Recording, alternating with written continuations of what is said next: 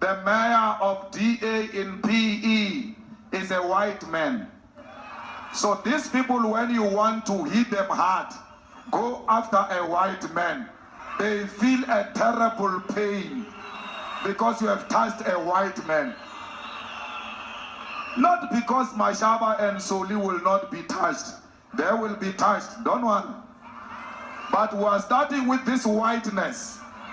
We are cutting the throat of whiteness. For each one person that is being killed by the taxi industry, we'll give 5 white people. For every one black person you kill, we'll give 5 white people. You kill one of us, we'll give 5 of you. Look at all of the developments that have happened since the last time we've had you on. You have this massive executive order from President Trump regarding South Africa and the Afrikaners, allowing them to declare refugee status in the United States and prioritizing them to come to the United States, specifically for the farmers, which most of them are, who face debilitating crackdowns from their government. And as well, just a few days ago, the expulsion of the South African ambassador by Marco Rubio, our Secretary of State, because of his completely insane comments here regarding President Trump and white supremacy and all the rest of it. Yeah. Tell me, why do you believe the administration is focusing on this so much? Well, thank you, Jack, for having me on again.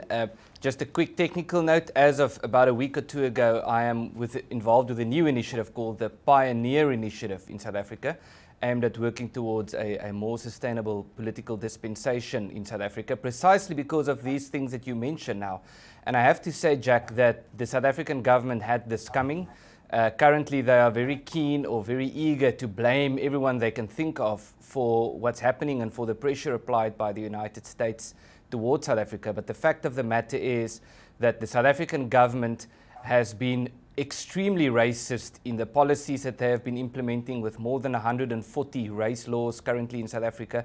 But it's not just that. On top of that, we have the hate speech, the kill the Boer, kill the farmer chants. We have very inflammatory rhetoric by political leaders. We have the South African government being involved with an international court case against Israel that had, of course, massive international repercussions. And the South African government being very actively involved on an international sphere, positioning itself as an enemy of the West. And so the actions by the United States government is something that should be welcomed because the South African government has had a free pass for a long time where they thought they could just do and say anything and there wouldn't be consequences. Obviously, we're trying to have a better South Africa, and international pressure is a good thing in this regard. Well, it truly is. And we've talked before about how when it comes down to it with South Africa, the easiest way that I found, and of course the liberals around the world and the globalists around the world get very upset when I say this. The easiest way that I found to explain this, particularly to a Western audience, is there are certain passages within the South African Constitution which essentially constitute the writing of critical race theory, or DEI, into the actual foundational documents of the new South African government. And this has set up a situation whereby Afrikaners or even British South Africans are now competing against the law itself. If they want to enter into enterprise, if they want to get a job, if they want to get employment, they're always sent exactly to the back of the line. So it's almost like turning the system upside down rather than actually making it fair for everyone. Yes, so here's a direct quote from our previous president, Jacob Zuma. He said, "We have more rights because we are the majority. You have fewer rights because you are the minority." Absolutely, that is how democracy works. So that's very much the line of thinking of the South African government, that they regard themselves and they declare themselves to be to have an ideology which is the combination of black nationalism and socialism. And they want to implement such policies. And so they regard especially people who are Westerners in South Africa as second-class citizens. They make no secret of this. They publicly say this. And they treat them accordingly. And so it's interesting the fact you mentioned about the South African Constitution, because it was applauded when it was adopted in the 1990s. Some people called it the best constitution in the world, the most modern, the most liberal, and so forth.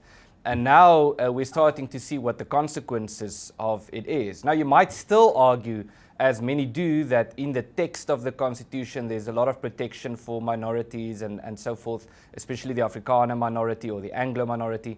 But an important factor is what you mentioned. The Constitution provides for what you call in America DEI. In South Africa it's called BEE, which means Black Economic Empowerment. Of course, it has nothing to do with empowering black people, but just about race discrimination against the white minority and other minorities. But the critical issue here is that the Constitution is open for interpretation, and the government gets to appoint judges that are aligned with their ideology. So if the Constitution, the example I always use, the easiest example is, if the Constitution says the government can expropriate property if it's in the public interest, some judge has to determine what does it mean to say it's in the public interest. Now, if it's a judge that is, you might say, soaked in DEI ideology, you'll have a completely different answer as to what public interest is than a judge that focuses very much on the law itself. And so this is the practical application of the South African Constitution has become a big problem, which says to us, and I think there's an important lesson to be learned in this, that simply looking at the text of a written document is not sufficient. You need to look at how it is being applied. And by the way, I'm just checking here. According to the Associated Press, the Trump administration has told the South African ambassador, after being declared persona non grata, that he must leave by Friday from the United States. They've rescinded his title. They've rescinded his ability to be here within the United States. He'll be here without any legal documentation if he does not do so. Dr. Rutz, why is it that the government of South Africa, the current government there, believes that they can come to the United States and act in such a way? Again, this gentleman's role is supposed to be the top diplomat. It's absolutely crazy how they think, what they regard as appropriate behavior. And now the question one could ask about the South African ambassador to the United States is a lot of people think, well, maybe he was just silly or he was just very unwise, but perhaps this was deliberate. So the South African government appointed an ambassador to the United States, and if you're the ambassador, you're supposed to try to strengthen diplomatic ties, to encourage cooperation and so forth. And then the ambassador goes on podcasts and he does media interviews in which he calls President Trump a Nazi and a fascist and a white supremacist and so forth. Now, just imagine, just think about how bizarre this is. You're the ambassador of an African country to the United States, and one of the first things you do is you accuse the President of the United States of being a Nazi and supremacist and all of these horrible things. Obviously, there's a problem with that, and I think again, it was very, firstly, disrespectful, but I'm not sure how they expected this would not lead to some form of a response from the Trump administration. And I think the underlying issue here, once again, is that things have gotten to a point in South Africa where the water is not mild or lukewarm anymore. It is approaching boiling temperature. And so some form of change needs to happen. And there are a lot of people who live in South Africa. The political who want waters to stay. may be, although of course the deliverables of the water, of course, are running into a bit of an issue with that, because they're in a complete state failure with their infrastructure, the electricity, the water, the power grid, service deliveries, corruption, crime. It's going on throughout South Africa. By the way, we were talking about the My Patriot Supply, the Grid Doctor 3300. I'll have to call the My Patriot Supply guys and send them over to South Africa with some grid doctors for you to help out the South African government. But just in our last couple minutes here, tell us tell us about the Pioneer Initiative, and then also tell us what ought to be done to work towards a solution for South Africa. So thank you. I think that's the important question. So the Pioneer Initiative is a new initiative. We're very happy for the support we've gotten since announcing this initiative.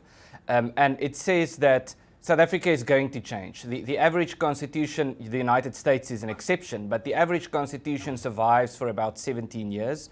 So there's going to be some form of political change in South Africa. There are already people pushing for dispensational change, in the sense that they want a more radical dispensation that gives these radical elements more power.